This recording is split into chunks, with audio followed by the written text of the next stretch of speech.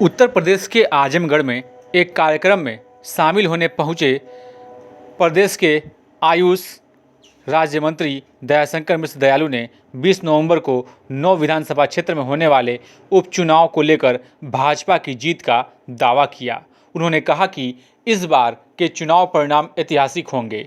भाजपा के संगठन ने इस उपचुनाव में बहुत मेहनत की है और इसका परिणाम भी उसके अनुरूप आएगा। बीजेपी इस उपचुनाव को बहुत गंभीरता से ले रही है। भाजपा कोई भी चुनाव को हल्के में नहीं लेती है। भाजपा का संगठन हमेशा तैयार रहता है। वहीं उन्होंने कहा कि भाजपा की प्रदेश की योगी सरकार और केंद्र की मोदी सरकार डबल इंजन की सरकार है और उनकी तमाम योजनाओं का लाभ अंतिम व्यक्ति तक पहुंच रहा है।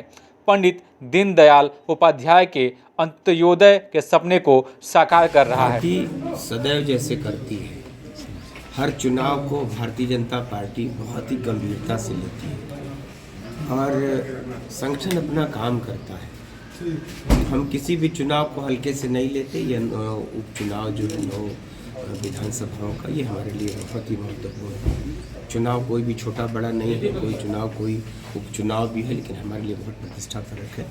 और हम सब ने, संगठन के लोगों ने बहुत मेहनत किया है।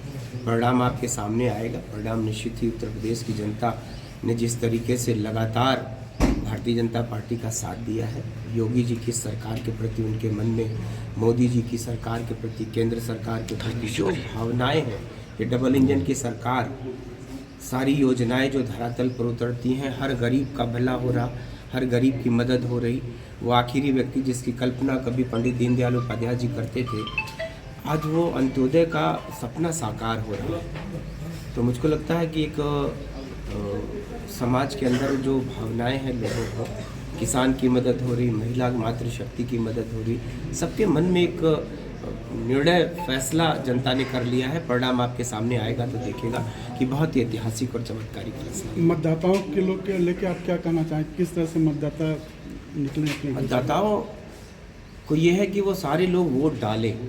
वोट ये महापर्व है, लोकतंत्र का सबसे बड़ा महापर्व है और इसमें सबकी भागीदारी सुनिश्चित होनी चाहिए। इसलिए कि उनके मन में कसक न रह जाए कि वो कुछ सोचते हैं और कर नहीं पाते।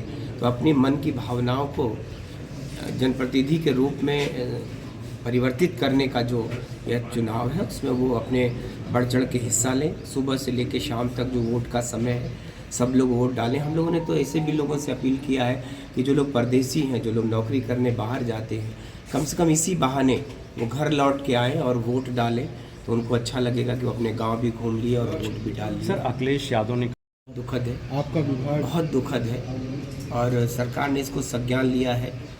जाने अनजाने उत्तर प्रदेश के हर अस्पताल में फायर सिस्टम को फिर से अपग्रेड करना होगा और माननीय हमारे स्वास्थ्य मंत्री आदरणीय ब्रजेश पाठक जी ने जाके मौके पर तत्काल गए, वो संज्ञान लिया है। और मुझको लगता है कि इस घटना से सबक लेते हुए सरकार पूरे उत्तर प्रदेश के हर अस्पताल के आईसीयू में, सीसीयू में जो इस तरह के इंटेंसिव केयर यूनिट्स हैं, उन सबको बहुत ही गंभीरता से लेकर उनको अपग्रेड करके और फायर सिस्टम को पूरे प्रदेश के अस्पतालों के लिए एक बड़ी कार्रवाई होगी। सर, एक सवाल और कि आजमगढ़ में जो झोला छाप हॉस्पिटल हैं, जिनके पास अवैध डिग्रियां हैं और डिग्री नहीं है, वो हॉस्पिटल संचालित हो रहे हैं, सीएमओ बंद कर रहे हैं, दूसरे दिन फिर ओपन हो जा रहे हैं। किन कारणों से हो रहे हैं? क्या इसका भी संज्ञान लिया जाएगा?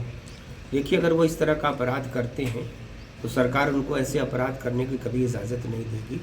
और वो डाल पात का ये खेल जो है ना, मैंने कहा कि एक दिन उनको इतनी बड़ी सज़ा मिलेगी कि दोबारा जीवन में ऐसी गलतियाँ, क्योंकि ये झोला छाप डॉक्टर अगर किसी की ज़िंदगी से खिलवाड़ करते हैं तो ये बहुत बड़ा, सरकार इसके लिए लगातार अभियान चला रही है पूरे प्रदेश में। और हम जब तक इसको एकदम मिटा नहीं देंगे, इस तरह की जो विषमताएं हैं, इस तरह की जो कुरीतियाँ हैं, जो बुराइयाँ हैं, उसको मिटाने तक सरकार अपना काम सर बंद हो रहे हैं मगर दूसरे दिन ओपन हो जा रहे हैं, इसका भी जरा संज्ञान लिया फिर जाए। उनके खिलाफ कर, मैंने कहा ना कि कभी ऐसी कार्रवाई होगी कि फिर दोबारा खोलने की हिम्मत ऐसे लोग नहीं करेंगे। तो अगर कोई ऐसा करता है तो सरकार के संज्ञान में आते ही उनके खिलाफ बहुत सख्त कार्रवाई होगी। सरकारी जो है भाजपा के अध्यक्ष हैं, इस पर क्या कहना चाहेंगे? देखिए, अखिलेश यादव हमेशा नई बातें करते हैं। चुनाव जब वो हारते हैं तो ईवीएम की बात करते हैं, चुनाव जब जीतते हैं तो ईवीएम को दोष नहीं देते। तो उन लोगों की बातें समय और मौसमी होती हैं। चुनाव आता है तो बोली और भाषा बदल जाती है, लेकिन चुनाव के बाद जनता से उनका कोई वास्ता और सरोकार नहीं होता। न जनता के बीच में रहना, सिर्फ वो मुद्दे तलाशते रहते हैं। वो इस ताक में रहते हैं कि कब सरकार से उनको कोई ऐसा मौका मिले कि वो आलोचनाएं करें। वो घर में बंद कमरे से बैठकर सिर्फ और सिर्फ योगी जी की सरकार की और केंद्र की सरकार नरेंद्र मोदी जी की सरकार की आलोचनाएं करते हैं। और वो लगातार मैंने आपसे कहा कि 14 के बाद 14, 17, 22, 24 ये जो चुनाव हुए हैं 19, ये उत्तर प्रदेश और देश के चुनाव में लोगों के वो मीलों पीछे छूटते जा रहे हैं। थोड़ा सा उत्साहजनक परिणाम आया तो बोली और भाषा बदल गई है, लेकिन देखिएगा यह चुनाव भी बहुत ऐतिहासिक परिणाम देगा उत्तर प्रदेश के लिए। झांसी